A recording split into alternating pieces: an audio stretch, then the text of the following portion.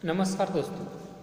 आज हम बीए भाग 3 के भाषा विज्ञान और हिंदी भाषा इस पेपर का भाषा की विशेषता इस टॉपिक पर इस इकाई पर चर्चा करेंगे। दोस्तों, हमने पिछले वीडियो में देखा कि भाषा की परिभाषा क्या है। आज हम इस लेक्चर में देखेंगे कि भाषा की विशेषता क्या है।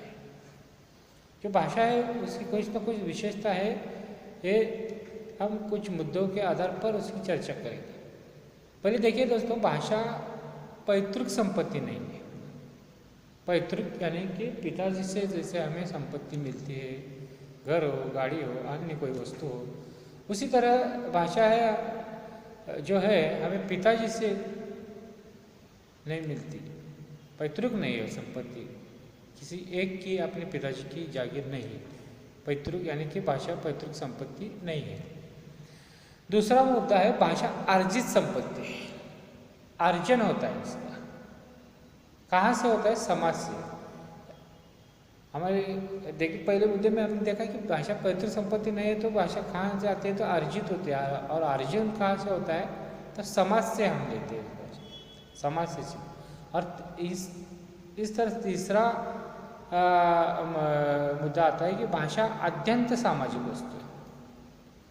अत्यंत, आदि से अंत तक जो भाषा हम बोलते हैं, शुरुआत से अंत तक, आदि से अंत तक सामाजिक वस्तु है।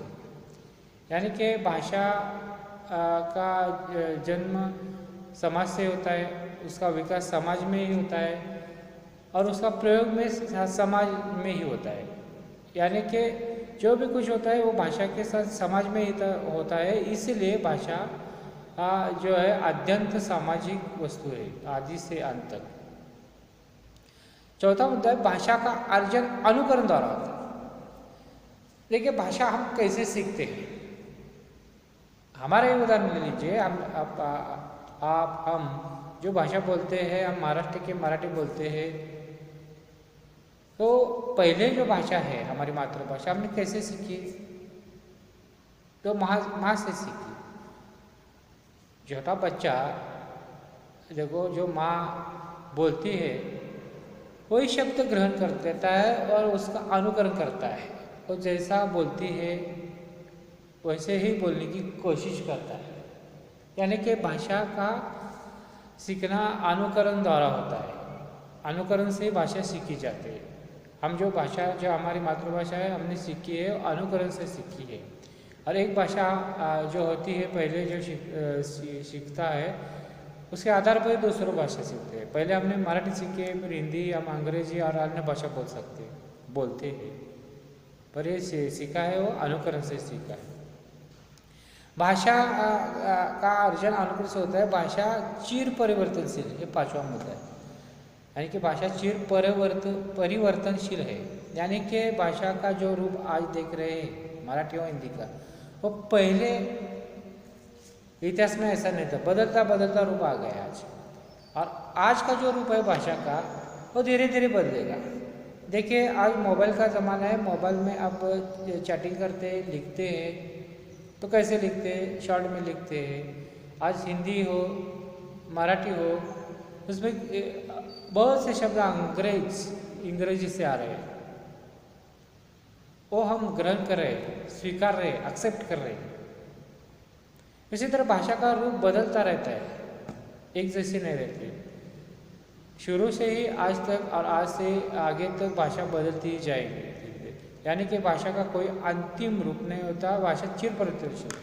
आगे का जो मुद्दा है 6 नंबर का, भाषा का कोई अंतिम रूप नहीं। अंतिम रूप क्यों नहीं होता? मैंने अभी कहा है कि भाषा चिर परिवर्तन होता है उसमें। इसीलिए जो भाषा आज दिखाई दे रहे वो ऐसे ही कल दिखाई देगी, ऐसा नहीं, बदलती जाएगी। इसीलिए भाषा का कोई भी अंतिम रूप नहीं होता। जो आज देख रहे वो कल बदलेगा, और कल देख रहे और आगे ही बदलेगा। इसीलिए भाषा का कोई अंतिम रूप नहीं होता है। भाषा परंपरागत होती है, परंपरा से चले आते हैं। भाषा बदलते हैं परंतु परंपरा से। आज हम देखेंगे कि संस्कृत से निकली हुई भाषा के आगे आगे चलते चलते मराठी का रूप, मराठी में का रूप देखते हिंदी, हिंदी से देश की जो भाषा बनी, ऐसे चलते चलते चलते भाषा के अंतिम परंपरा का विकास होता होता वो भाषा आज हम देख रहे बोल रहे मराठी हो हिंदी हो, सब परंपरागत से आई है।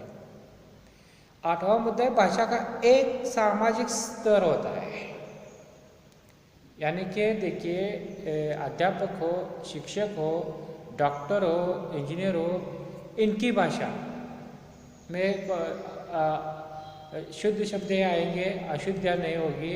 और जो अनपढ़ है, अशिक्षित है, जो पढ़े लिखे नहीं है, उनकी भाषा कैसे होगी?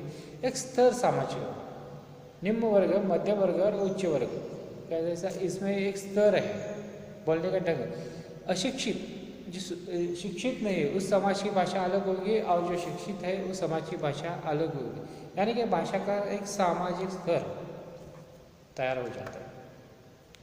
9वां मुद्दा है प्रत्येक भाषा की ऐतिहासिक सीमा होती है। प्रत्येक भाषा की एक सीमा होती है ऐतिहासिक। ये भाषा इस काल से इस तक चली, संस्कृत इस काल से इस काल तक चली, मागधी इस काल से इस तक, पाली इस काल से इस काल तक चली। ऐसा हम लिख सकते, देख सकते, इतिहास में देख सकते एक भाषा का जो है एक पीरियड होता है, कालावधि होता है, यानी कि एक ऐतिहासिक सीमा होती है भाषा की। शिवाजी महाराज के काल में जो भाषा मराठी होगी वो आज नहीं, वो मराठी ही थी, उस काल की मराठी, आज की मराठी अलग है, यानी कि सीमा में बंधित होती है, एक ऐतिहासिक सीमा होती है। प्रत्येक भाषा की भौगोलिक सीमा होती है। प्रत्येक भाषा की भौगोलिक सीमा होती है, जो कि हम मराठी के लोग मराठी बोलते हैं, या पड़ोस में जाएंगे कर्नाटक में तो कन्नड़ बोलेंगे, पास के प्रदेश में जाएंगे गुजरात में जाए तो गुजराती होगी, पंजाब में तो, यानी कि एक भौगोलिक सीमा होती है हर एक भाषा की। उस सीमा में वो भाषा पलती है, फूलती है, लोग बोलते हैं, समझ सकते हैं। परंतु हिंदी ऐसी नहीं है। हिंदी पूरे देश में समझ सकते हैं, पूरे देश में संपर्क की भाषा है, या देश ही नहीं विदेश में भी समझ सकते हैं भाषा। आज विदेश को जा रही भाषा, और अन्य विदेशी लोग विदेश विश्वविद्यालयों में भी ये हिंदी पढ़ी जा रही है। यानी कि सीमा जो है हर एक भाषा की होती है, मराठी की है, गुजरात की है, पंजाब की है, कन्नड़ की है, एक भौगोलिक सीमा होती है, उस सीमा में ही भाषा चलती है, पलती है। भाषा कठिनता से सरलता की ओर अग्रसर होती है। 11 नंबर का मुद्दा है कठिनता से सरलता की। जो देखिए पहले भाषा जो समझ नहीं सकते, धीरे धीरे अन्य लोग समझने को करते। पहले एक भाषा जब बनती है तो जो शिक्षित लोग हैं वही समझ सकते, जो अशिक्षित है, पढ़े लिखे नहीं, वो समझने के लिए भाषा के कठिन शब्द की जगह सरल शब्दों का उपयोग करते, यानी कठिन शब्दों से सरल शब्द का प्रयोग। जो समझ नहीं आते उसके लिए कौन सा शब्द है जो सामान्य जन समझ सके, इसके शब्द का निर्माण किया जाता है, यानी कि भाषा कठिनता से सरलता की ओर जाती है। भाषा स्थूलता से सूक्ष्मता की ओर जाती है।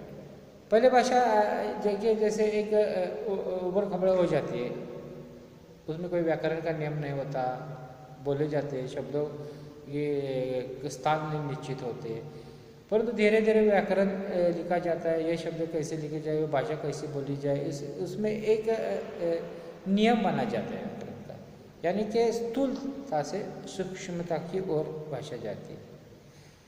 13 नंबर में भाषा का सहयोग अवस्था से वियोग अवस्था की ओर जाती है। भाषा सहयोग अवस्था का अर्थ है मिली हुई स्थिति, वियोग अवस्था का मतलब है अलग अलग स्थिति। सहयोग अवस्था यानी कि जो कठिन शब्द है, जोड़ शब्द है, वो विलग हो समझने के लिए अलग अलग हो जाते हैं, वियोग अवस्था की ओर जाते हैं, सामान्य जन उसे समझ सकता है। और 14 नंबर का मुद्दा है प्रत्येक भाषा की संरचना अलग अलग होती है। या संरचना यानी कि ढांचा, हर एक भाषा का अलग अलग ढांचा होता है। हम मराठी का ढांचा देख सकते हैं, अंग्रेजी का देख सकते हैं, मराठी की वाक्य रचना देख सकते हैं, अंग्रेजी की देख सकते हैं, या अलग अलग है, अर्थ एक ही होगा पर लिखने का ढंग ढांचा है वो अलग है। इसी तरह भाषा की विशेषता हमने देखी, भाषा की 14 विशेषता हमने देखी। भाषा की पैतृक संपत्ति नहीं है, भाषा अर्जित संपत्ति है। तीसरा मतलब भाषा अत्यंत सामाजिक वस्तु है। भाषा का अर्जन अनुकरण द्वारा होता है। भाषा चिर परिवर्तनशील है। भाषा का कोई अंतिम रूप नहीं होता। भाषा परंपरागत से होती है। भाषा का एक सामाजिक स्तर होता है। प्रत्येक भाषा की ऐतिहासिक सीमा होती है। प्रत्येक भाषा की भौगोलिक सीमा होती है। भाषा कठिनता से सरलता की ओर अग्रसर होती है। भाषा स्थूलता से सूक्ष्मता की ओर जाती है। भाषा संयोगावस्था से वियोगावस्था तक ओर जाती है और प्रत्येक भाषा की संरचना अलग होती है। इस तरह दोस्तों भाषा की विशेषता के 14 मुद्दे ये विशेषता है। ध्यान से पढ़ेंगे, समझ सके तो भाषा के अध्ययन में आपको सरलता आएगी और आप अच्छे गुण प्राप्त कर सकेंगे। और इसके साथ ही मैं धन्यवाद।